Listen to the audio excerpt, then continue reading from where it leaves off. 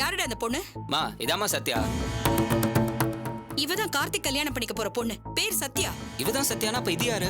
First time வீட்டுக்கு வந்தப்ப பார்த்த, திரும்ப அவரை பாத்தியா? இல்லடி, எனக்கே பார்க்கணும்னு ஆசையா தான் இருக்கு.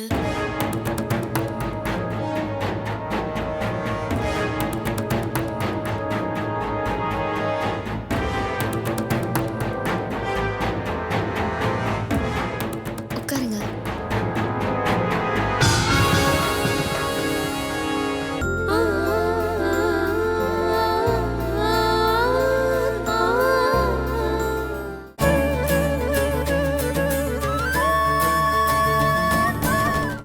காலையில என்கிட்ட நல்லதானே பேசிட்டு போனீங்க. ஆபீஸ் போயிட்டு வந்ததுக்கு அப்புறம் உங்களுக்கு என்னங்க ஆச்சு? யார் உங்களை இப்படி எல்லாம் குழப்பி விட்டது? சொல்லுங்க. சுச்சிய பாத்தீங்களா? அவங்கள இதை கேட்க சொன்னாங்க. தேவையில்லாம சுச்சியை பத்தி பேசாத. எனக்கு கேட்கணும் தோணுச்சு, கேட்டேன். இல்லங்க, உங்களுக்கா இது தோணி இருக்காது. அப்படி தோணி இருந்தா காலையில என்கிட்ட கேட்டிருப்பீங்களே. கண்டிப்பா சுச்சி தான் இதை பத்தி பேசி உங்களை கன்ஃபியூஸ் பண்ணிருக்காங்க. ப்ளீஸ் இடியட் மாதிரி பேசாத. அவளுக்கு இதுக்கு எந்த சம்பந்தமும் இல்ல. பொய் சொல்லாதீங்க. அவங்க தான் உங்களை குழப்பி விட்டுருக்காங்கன்னு எனக்கு நல்லாவே தெரியும். இல்லனா 1 மணி நேரத்துல நீங்க இப்படி தலைகீழ மரத்துக்கு சான்ஸே இல்லையே. இங்க பாருங்க, சுச்சிக்கு திறமை இருக்குன்னா அது ஆபீஸோட இருக்கட்டும். நம்ம குடும்ப விஷயத்துல அவங்க ஏன் தலையிடுறாங்க? இதெல்லாம் சரியில்லை. பேச்ச மாத்தாத. உன்னால அம்மாவை பார்க்க வர முடியுமா முடியாதா? ப்ளீஸ் பிரபாகர், தயவு செஞ்சு இதையும் அதையும் கம்பேர் பண்ணாதீங்க. ஃபோன் பண்ணி அங்க வரேன்னு சொல்லிட்டு போலனா அப்பா சங்கடப்பட மாட்டாரா? ஓஹோ, அப்ப நீ அம்மாவை பார்க்க வர மாட்ட. ஓகே, அப்படின்னா என்னாலே அங்க வர முடியாது.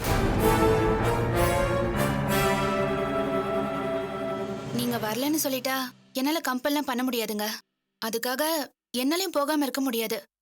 நான் மட்டுமாவது போயிட்டு வரலாம்ல. அதுவும் இஷ்டம். சாரி பிரபாகர், என்ன தப்பா எடுத்துக்காதீங்க. நான் போய் தான் ஆகணும். அப்பாவை பார்த்துட்டு உடனே வந்துடுறேன். வரேன்.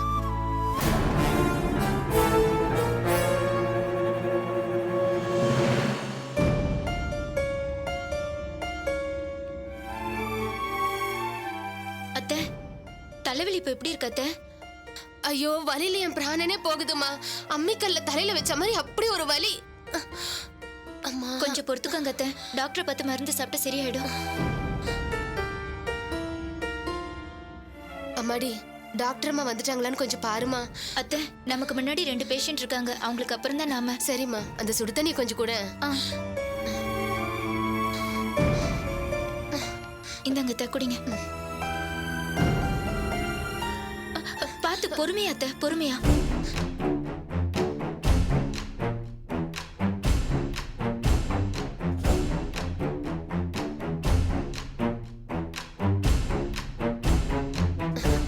அத்தை, உங்களுக்கு பசிக்குதா?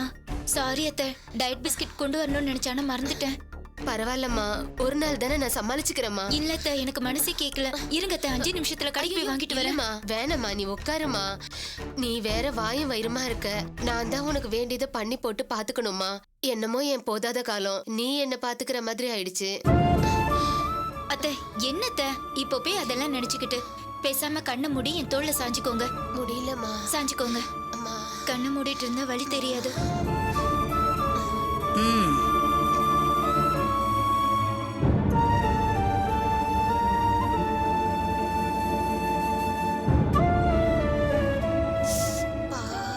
இருங்க அத்தை, நான் பிடிச்சு விடுறேன்.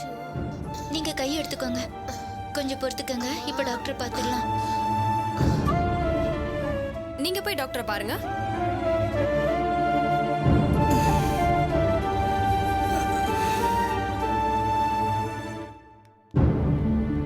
வாங்கம்மா, உட்காருங்க.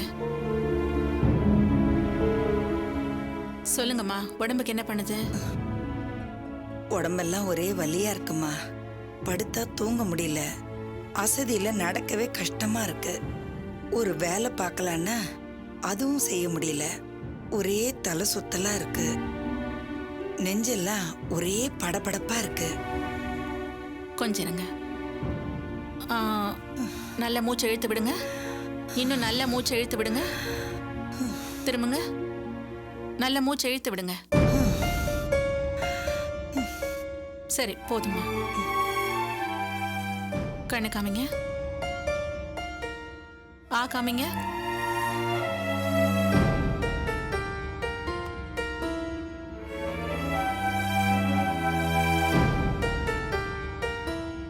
ரொம்ப வீக்கா இருக்கீங்களேம்மா. ஒழுங்கா சாப்பிடுறீங்களா? நேரத்துக்கு பசி எடுக்குது இல்ல? எங்கம்மா பசியே எடுக்கிறது இல்ல. ஒரு வா சாப்பிட்டாலும் உமட்டிக்கிட்டு வருது.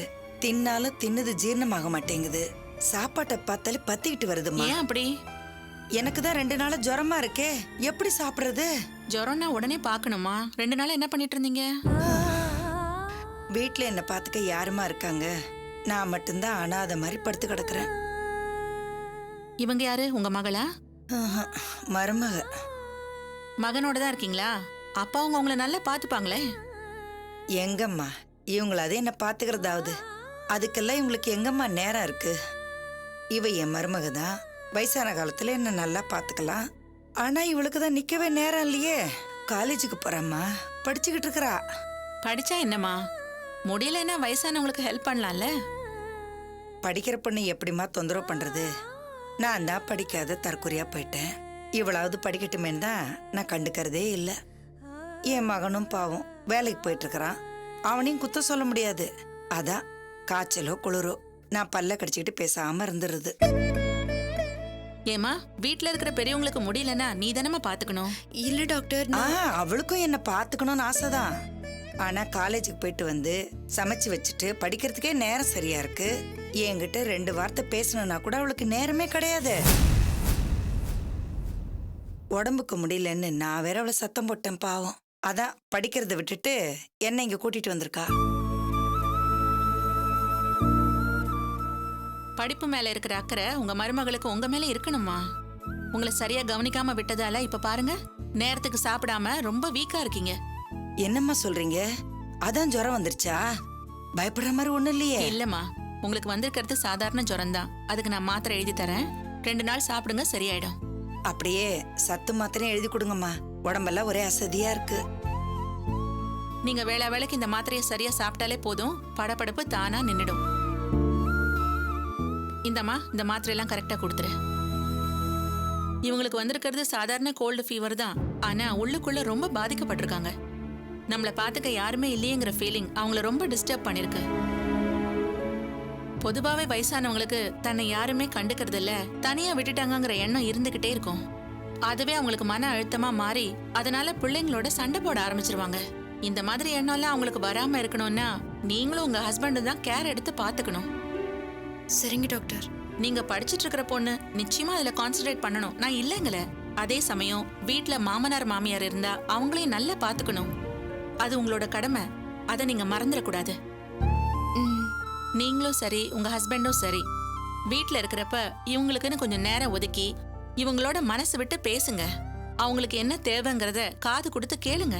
வயசானவங்க தானே, வேலை இல்லாம வீட்ல இருக்காங்கன்னு தயவு செஞ்சு அவங்கள அலட்சியப்படுத்தாதீங்க. நீங்க அப்படி அலட்சியப்படுத்தினா அது அவங்க மனசை ரொம்ப பாதிக்கும். அப்படியே நல்லா எடுத்து சொல்லுங்கம்மா. என் மனசுல இருக்கிறத அப்படியே சொல்றீங்க. வயசான காலத்துல இவங்க எதிர்பார்க்கறதெல்லாம் ஒண்ணுதாம்மா, பாசம். நாம அவங்க மேல வச்சிருக்கிற அன்பு. அதுக்காக தான் இவங்க ஏங்குவாங்க. நேரம் கிடைக்கிறப்பெல்லாம் இவங்களை வெளியே கூட்டிட்டு போங்க. உங்களை பாத்துக்க நாங்க இருக்கோம்னு நம்பிக்கை கொடுங்க. அந்த நம்பிக்கை தான் இவங்களுக்கு ஆரோக்கிய டானிக்.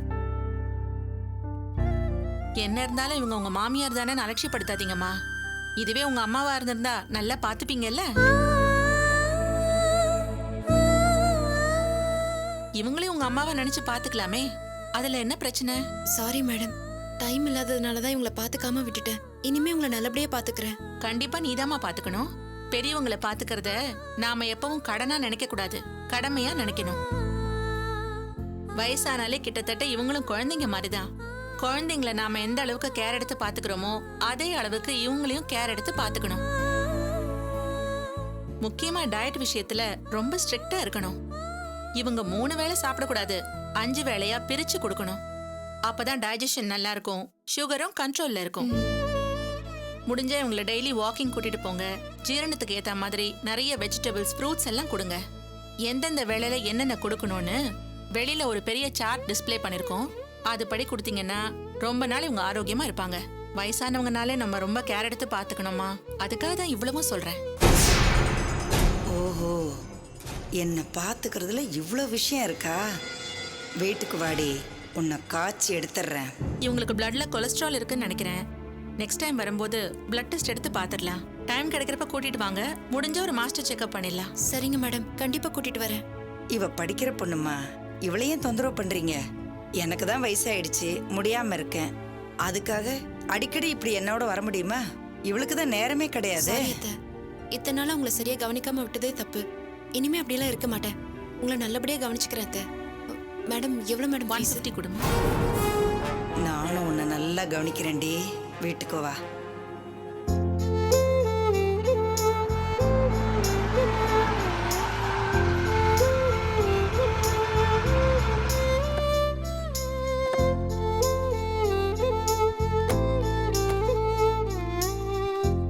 டேய், வண்டியை ரொம்ப பாலிஷ் பண்ணிட்டு இருக்காதடா. டேய், எவனோ போகும்போது பஸ்ல இருந்து எச்சி துப்பிருக்கான்டா. ஏண்டா அவன் உன் காரன் பார்த்து வேணும் நான் துப்புனா ஏதாவது காத்துல போட்டிருக்கான். வாடா, போதுண்டா, வாடா.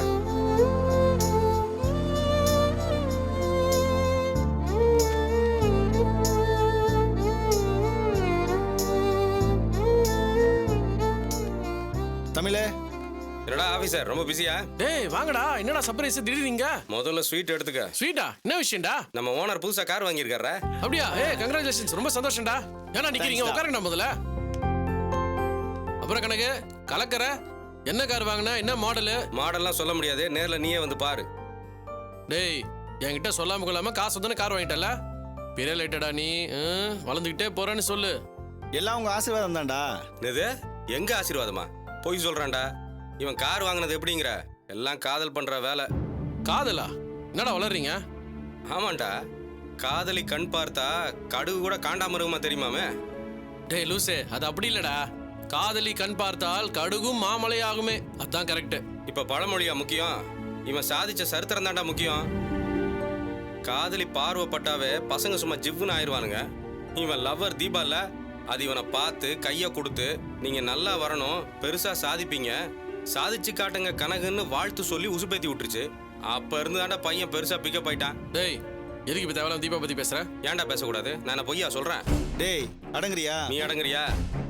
எங்க ஓனர் ஐயா இன்னைக்கு இந்த அளவுக்கு சக்சஸ் ஆயிருக்காருன்னா அதுக்கு யாரு காரணம்? தீபா தான். எங்க இல்லைன்னு சொல்ல பாப்போம். டேய், அது உண்மையாவே இருந்தாலும் அதை பத்திலாம் இப்ப பேசக்கூடாதுடா. டேய், இப்படிலாம் நன்றி இல்லாம பேசக்கூடாதுடா, ரொம்ப தப்பு. அந்த பொண்ணு மட்டும் இல்லைன்னா நீ இந்த அளவுக்கு சாதிச்சிருப்பியா? தீபா சொல்லி தானடா இந்த அளவுக்கு வளர்ந்துருக்க. எங்க யாரு கேட்டாலும் ஆமா நான் தீபாவால தான் இந்த அளவுக்கு டெவலப் ஆயிருக்கேன்னு தைரியமா சொல்லு. என்ன இருந்தாலும் அது ஒரு காலத்துல உன் லவர்ரா, அதை பாராட்டி பேசுறதுல உனக்கு என்ன பிரச்சனை? திரும்ப திரும்ப லவர்னு சொல்லாதடா. இதோட டேய், என்னதான் இருந்தாலும் தீபா இன்னொருத்தரோட மனைவி. ஒருத்தர் மனைவியை இன்னொருத்தரோட சேர்த்து வச்சு பேசுறது ரொம்ப அநாகரிகண்டா. முதலாளி, நீங்க தத்துவத்தை அள்ளி வீசுறத முதல்ல நிறுத்துங்க. ஸ்வீட் கொடுத்தாச்சுல, காரை பார்க்கணும்னு சொன்னா வந்து காட்டுங்க. வாடா தமிழ், போய் காரை பார்க்கலாம்.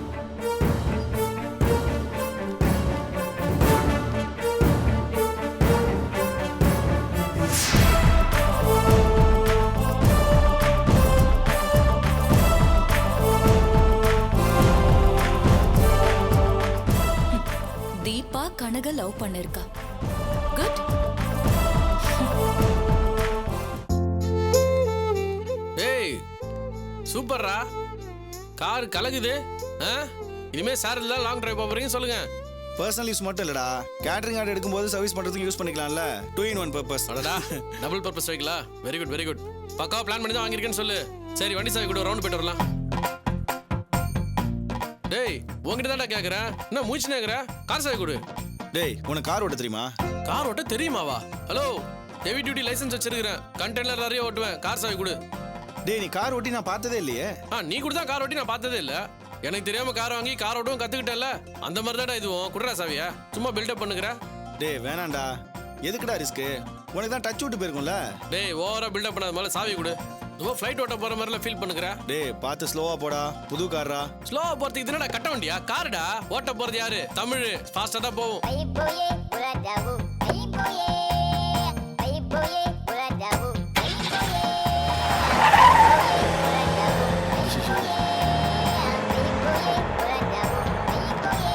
டேய், செமையா ஓட்டுறான்ல.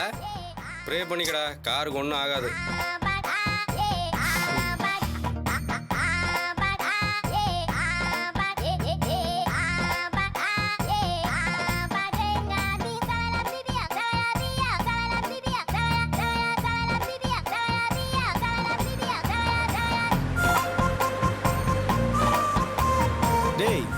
வரான்டா.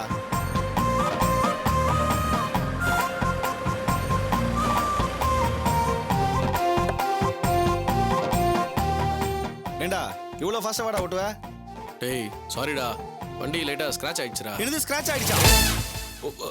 ஓஷோ. ஏண்டா நான் தான் அப்பவே கேட்டாலே ஓட்ட தெரியுமான்னு. பெரிய மாதிரி பேசுன போடா. சாரிடா, கவனிக்கலடா. டேய் நிறுத்துறியா? கண்டெய்னர்லாம் ஓட்டுவேன்னு சொல்லிட்டு காரை சைடில் உரசி வச்சிருக்க. பாரு எப்படி ஸ்க்ராட்ச் ஆயிருக்குன்னு. சாரிடா, வேணுட்டே பண்ணலடா. போயிட்டுறா, நான் ஏதாவது சொல்லிட போறேன். டேய் சாரிடா, ரைட்ல கட் பண்ணது கவனிக்கலடா. லேம்ப் போஸ்ட்ல லைட்டா ஸ்கிராட்ச் ஆயிடுச்சுடா. சரி, இதுக்கு எவ்வளவு செலவுன்னு சொல்லி நான் பே பண்ணிடுறேன். உன் வேலையை பார்த்துட்டு போறியா? புது காரை ஸ்கிராட்ச் பண்ணிட்டு பே பண்றானோ. சே, இங்க வந்திருக்கவே கூடாதுடா. டேய் விடுறா, அவன் என்ன வேணும்னே பண்ணா. சர்வீஸ் சென்டர்ல விட்டா எல்லாம் சரி பண்ணிடுவாங்க. நீ ஒன்றும் ஃபீல் பண்ணாத. சரி விடு, பார்த்துக்கலாம். சாரிடா, புது காரு ஸ்கிராட்ச் ஆனோடனே டென்ஷன் ஆயிட்டேன். தப்பா எடுத்துக்காதடா. நானும் வேணுட்டே ஒன்றும் பண்ணலடா. நமக்கு எது தெரியுமோ அதை மட்டும் பண்ணணும். ஓவர் ஆக்டிங்லாம் பண்ணக்கூடாது. கீயை கொடு, நான் பார்த்துக்கிறேன். டேய் போலாம் வாடா. போலாம்டா. சரிடா, வரேன்டா.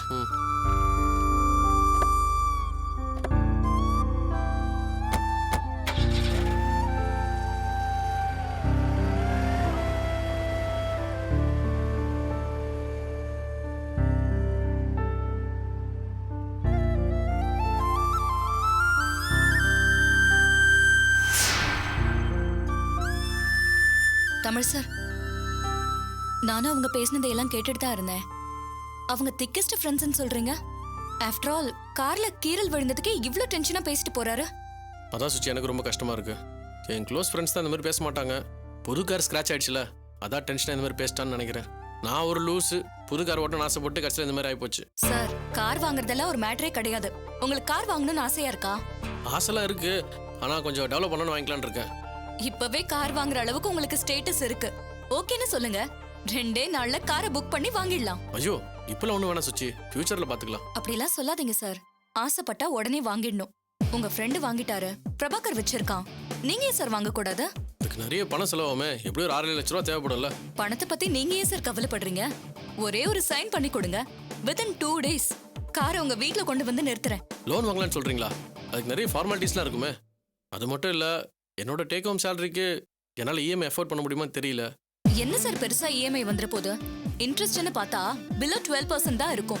அப்புறம் இன்ஸ்டால்மெண்ட்னு பாத்தீங்கன்னா 10 to 15,000. எடுக்கிற கார் மாடலை பொறுத்து வேரி ஆகும். அதுக்கு டவுன் பேமெண்ட் ஜஸ்ட் 40,000 தான் கேட்பாங்க. நீங்க சொல்றதெல்லாம் கரெக்ட் தான்.